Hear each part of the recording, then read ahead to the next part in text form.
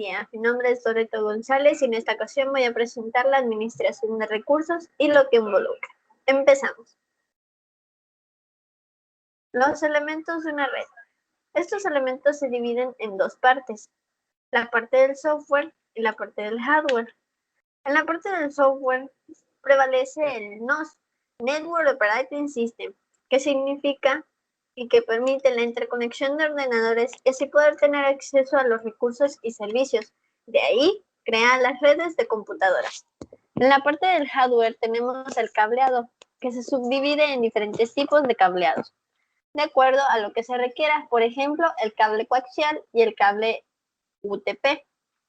El router, que tiene el trabajo de transmitir la información y por supuesto maneja distintos tipos con mayor o menor capacidad o velocidad.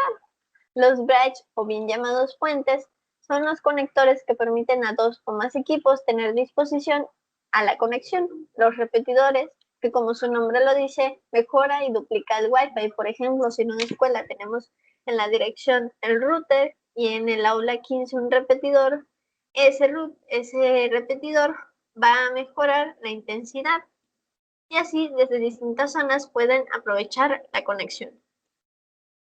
El servidor, que dicho de otra forma es el jefe de la red. Claramente las estaciones de trabajo donde las computadoras conectadas a la red se vuelven nodos. Las tarjetas NIC que realizan una conexión en las computadoras, por ejemplo, las laptops. Si una laptop no se le quiere conectar un cable para que pueda tener la conexión por medio del Wi-Fi, puede conectarse. Y no menos importante, el concentrador, aunque también conocido como hub.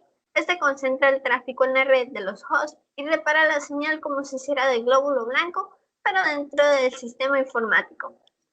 Sin embargo, existen más elementos, pero hago énfasis en los principales y más conocidos.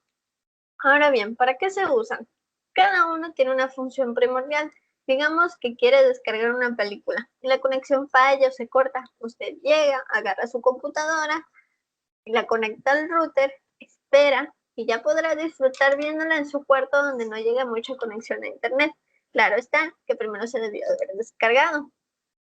O también nos puede ocurrir lo que pasó con uno de los servidores de WhatsApp, que al ser el cerebro de la red y tener la posibilidad de un ataque manual o cracker, falle y no se pueda mandar la foto de la familia cuando fue a la playa. Así de importante es un servidor. Continuamos con los atributos de una red. Estos son las propiedades de los elementos que controlan el tránsito de la red. Los atributos constan de costes, restricciones, descriptores y jerarquía. Los costes son la distancia y tiempo, por lo que se utilizan unidades de medida, por ejemplo, metros o segundos. Todo esto para saber las impedancias de la red. El descriptor, de acuerdo a su nombre, se encarga de describir las características de la red. Esto también puede basarse en la velocidad, como el coste.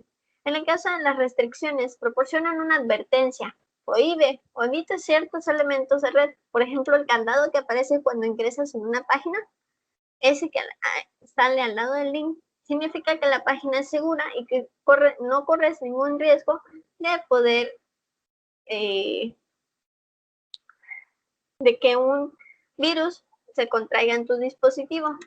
Ahora, si aparece un signo de exclamación, significa que corres ese riesgo. Por último atributo está el de jerarquía, que es el orden asignando a los elementos de red. Para hacerlo más claro, tiene tres capas. El núcleo es la capa superior, la del mando. La segunda capa es la de distribución, por donde controla el tráfico. Y la última capa, la de acceso, que serían las PCs, las impresoras, los dispositivos que se conectan. Muy bien, ahora vamos con el direccionamiento IP. Primero, ¿qué es el direccionamiento IP? Es la identidad que se le da a un dispositivo electrónico que se conecta a la red. Esto mediante una serie de números. Por ejemplo, quiere ingresar a un sitio donde le piden una credencial. Esa credencial es su identidad. Podemos dividir este direccionamiento. Se encuentran dos tipos de IP.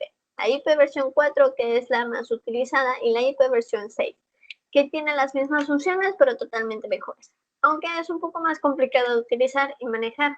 Profundizaré más en la que se usa frecuentemente, la IP versión 4, Esta es expresada por el sistema binario y es por medio de 32 bits. Se maneja por octetos y va separada por el símbolo del punto. Por ejemplo, como tenemos aquí en la imagen, 192.168.178.2. Dentro de lo que cabe, el direccionamiento IPv4 tiene 3 clases, aunque hay 2 más, pero no las mencionaré por el momento. La clase A es el primer octeto en la expresión. La clase B, por donde se utilizan los 2 primeros octetos e inicia por 10 bits. Y la tercera, que es la clase C, obviamente, por supuesto, se asignan los 3 primeros octetos e inicia por 110 bits, como por ejemplo, 192 es la primera clase, si utilizará solo ese, 168, segunda clase, y 178 sería la tercera clase.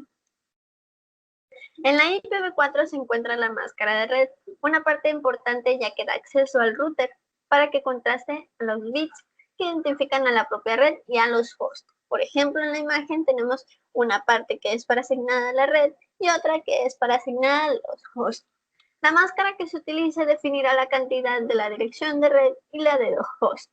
La creación de subredes es el proceso que se hace para distinguir las direcciones IP que habrá para los hosts. Es como que tomase prestados unos bits del host, dependiendo de cuánto necesite la subred. Esta va de la mano con la máscara de red.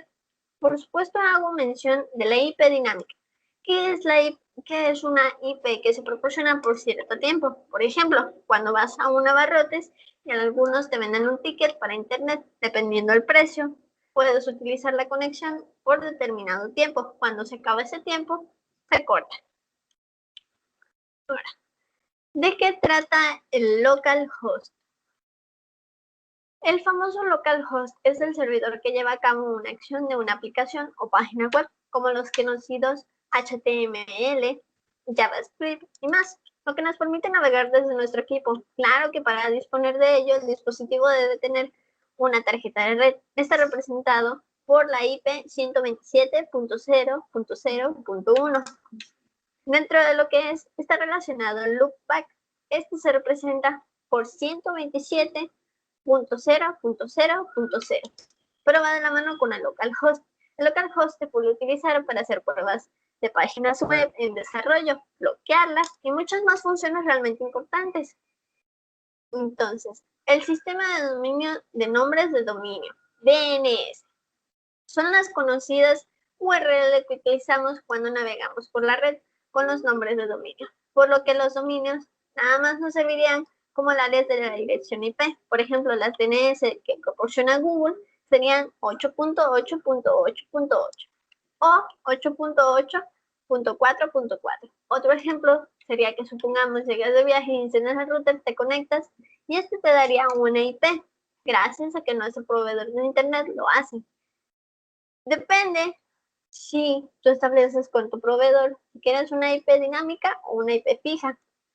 Si llegase a algún servidor web utilizar una IP diferente en cada momento, dinámica por ejemplo, el usuario simplemente no podría durar mucho en este servidor, ya que el propio estaría como perdido o en un bucle solo porque no tiene una IP fija. Ya que hemos visto lo previo a redes, llegamos al apartado de los recursos compartidos de una red. Estos son los servicios y bien recursos de una computadora integrante de una red que los comparte para que los demás usuarios conectados en ese grupo igualmente puedan utilizarlos. Por ejemplo, una impresora. Para compartir esas utilidades se deben seguir una serie de pasos y eso depende del recurso que se quiera compartir.